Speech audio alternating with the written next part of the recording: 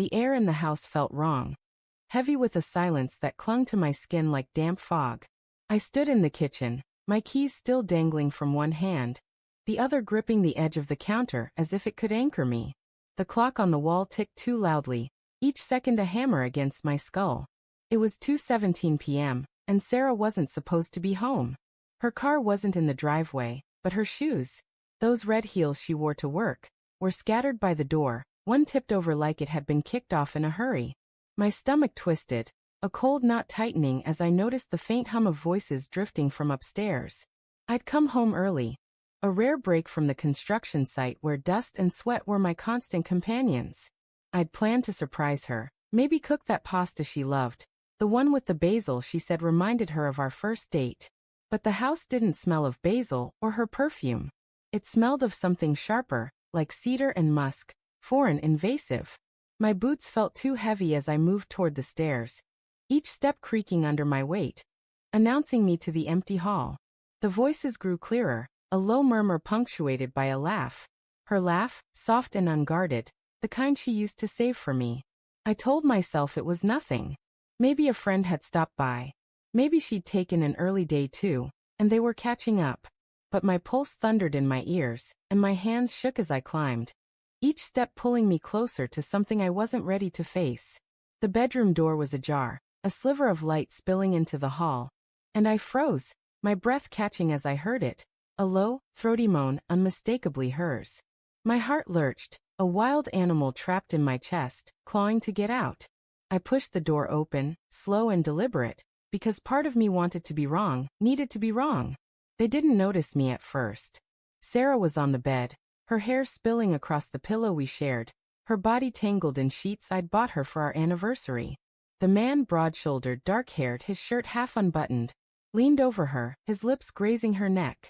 The sight burned into my retinas, a snapshot I'd never unsee. My throat closed, and for a moment, I couldn't breathe, couldn't move, couldn't think past the raw, jagged pain slicing through me. "Sarah," I said, my voice a stranger's, low and cracked. They froze, her eyes snapping to mine, wide with panic. The man scrambled back, his face a mask of shock, but it was her expression that gutted me. Guilt, yes, but something else too, something like defiance, as if I'd interrupted something she was entitled to. "Matt," she gasped, clutching the sheet to her chest. You're home early." The man fumbled for his shoes, muttering something incoherent, but I didn't care about him. My eyes were locked on her, on the woman I'd loved for 8 years, the woman I'd built a life with, the woman who'd promised me forever in a church filled with roses and tears. Why? The word tore out of me, raw and jagged, carrying every ounce of my heartbreak. She opened her mouth, then closed it, her lips trembling. "I didn't mean for you to see this," she said finally, her voice small, like that could soften the betrayal. The man was at the door now, trying to slip past me, but I grabbed his arm, my grip tight enough to bruise. "Who are you?" I demanded, my voice shaking with rage I could barely contain. "Matt, don't," Sarah pleaded, scrambling out of bed, the sheet trailing behind her like a ghost. "This is Ryan. He's just a friend." "A friend?" I laughed, a bitter, hollow sound that echoed in the room. "You don't fuck your friends, Sarah."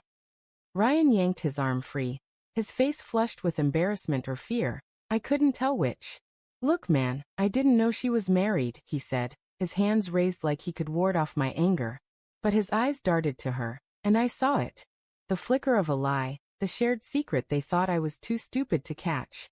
"Get out," I said, my voice low, dangerous. He didn't argue, just grabbed his jacket and bolted down the stairs. The front door slammed, leaving me alone with her, the silence heavier than before. Sarah was crying now, tears streaking her face, but they didn't move me. Not anymore. "Matt, I'm so sorry," she sobbed, reaching for me. I stepped back, her touch like a brand I couldn't bear. "It wasn't supposed to happen like this. It was a mistake." "A mistake?" I echoed, my voice rising despite myself. "How long, Sarah? How long have you been lying to me?" She hesitated, and that pause was an answer in itself. "A few months," she admitted, her voice barely above a whisper. "But it didn't mean anything. I swear, Matt, I love you." The words hit like a slap, not because they were true, but because they were so hollow. I thought of the late nights she'd blamed on work, the unanswered texts, the way her laughter had started to feel rehearsed. The signs had been there, small and insidious, but I'd ignored them, chalking it up to stress, to life, to anything but this. I'd trusted her, loved her so fiercely I'd blinded myself to the truth. I turned away, my hands clenched into fists, the urge to smash something. Anything, almost overwhelming. The room felt too small, the walls closing in, the air thick with her perfume and his cologne. I stumbled to the dresser, my fingers brushing the framed photo of us at the lake last summer. Her smile wide and unguarded, mine full of hope. I wanted to hurl it against the wall, watch it shatter like my trust, but I couldn't move. "Matt, please," she said, her voice breaking. "Talk to me. We can fix this." Fix this. I spun to face her, my anger boiling over. "You broke us, Sarah. You broke me." My voice cracked, and I hated how vulnerable it made me sound. How much I still wanted her to explain it away, to make it all a nightmare I could wake from. She sank onto the bed, her shoulders shaking with sobs, but I couldn't comfort her. Not when every fiber of me screamed with betrayal. I thought of the nights I'd spent planning our future. Kids, a house by the coast, growing old together. All of it was ash now, scattered by her choices. Then I saw it. Her phone, half buried under the sheets, the screen still lit.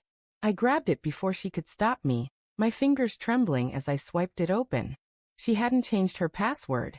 The messages were right there, a thread with Ryan that stretched back months. I scrolled, each word a fresh wound, flirtations, plans, promises. "I can't stop thinking about you," she'd written just yesterday. "Matt's working late again. Come over." My vision blurred, not with tears but with rage.